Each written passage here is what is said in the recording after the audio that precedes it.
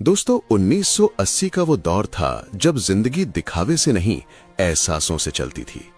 उस समय लोगों के पास पैसे कम होते थे, लेकिन संतोष इतना होता था कि चेहरे पर हमेशा सुकून दिखाई देता था। सुबह सूरज की पहली किरण के साथ दिन शुरू होता था।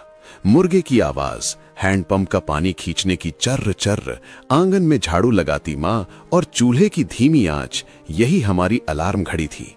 न मोबाइल की घंटी, न किसी ऐप की नोटिफिकेशन, लेकिन फिर भी सब समय पर जाग जाते थे। बच्चों के स्कूल जाने की तैयारी होती थी। लकड़ी की पट्टी, जिसे हम रक्ती कहते थे, उसे सुबह पानी से धोकर दीवार से टिकाकर धूप में सुखाया जाता था। फिर दवात की स्याही में कलम डुबोकर अक्षर लिखे जाते थे।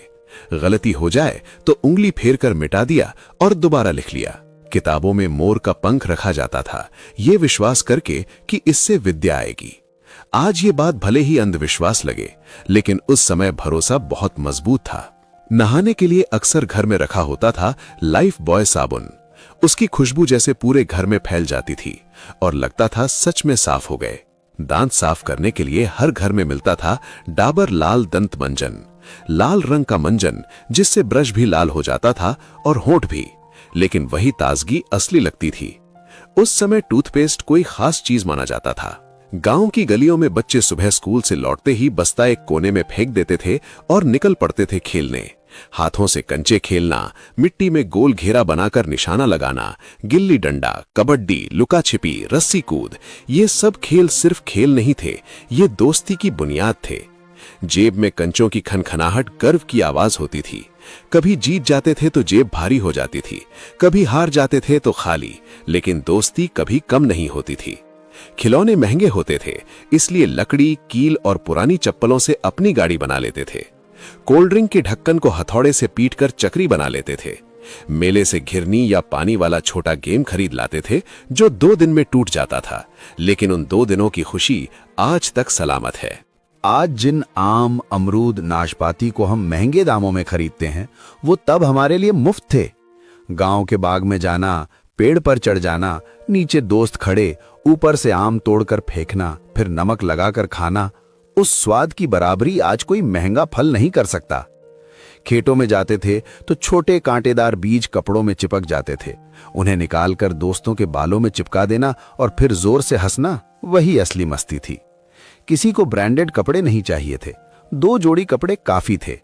चप्पल टूट जाए तो उसे सिलवा लिया जाता था, फेंका नहीं जाता था। और फिर बात आती है उस समय के सैलून की।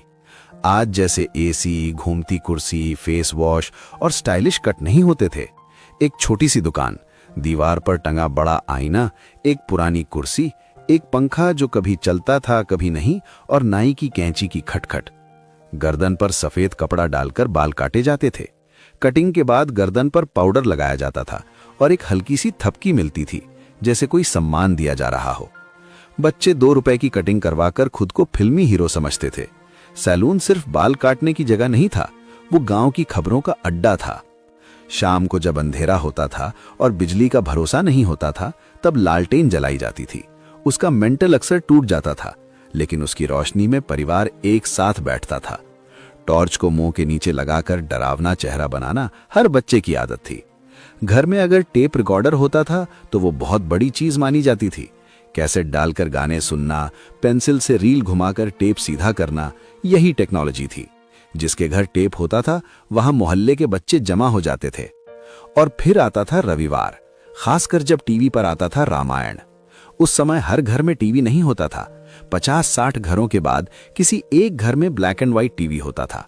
रविवार की सुबह लोग जल्दी उठते थे, नहाते थे, साफ कपड़े पहनते थे, घर के काम निपटाते थे और समय से पहले टीवी वाले घर पहुंच जाते थे। सड़कें सुनसान हो जाती थीं, बाजार शांत पड़ जाते थे, खेतों में काम रुक जाता था। ऐसा लगता था जैसे पूरे देश में सन्नाटा छा गया हो।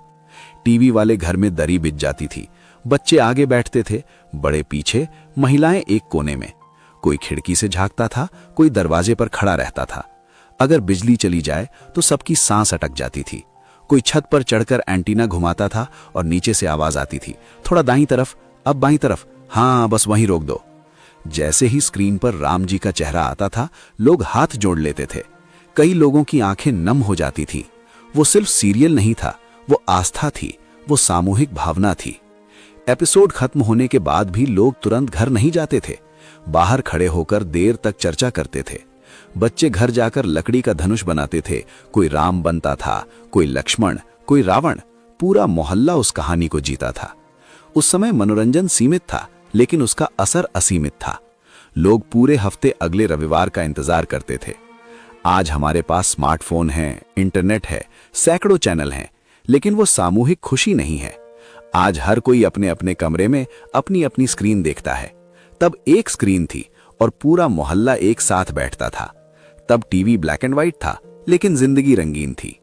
आज टीवी रंगीन है, तस्वीर साफ है, आवाज डिजिटल है, लेकिन रिश्तों की आवाज धीमी पड़ गई है। 1980 का वो दौर सिर्फ एक समय नहीं था, वो एक एहसास था। वो सादगी थी, वो अपनापन था, वो मिलजुल कर जीने की आदत थी। जिसने वो दौर जिया है, उसके दिल में वो आज भी जिंदा है। और जब भी उस समय को याद करते हैं, तो दिल के किसी कोने से एक ही आवाज आती है, सच में क्या दिन थे वो।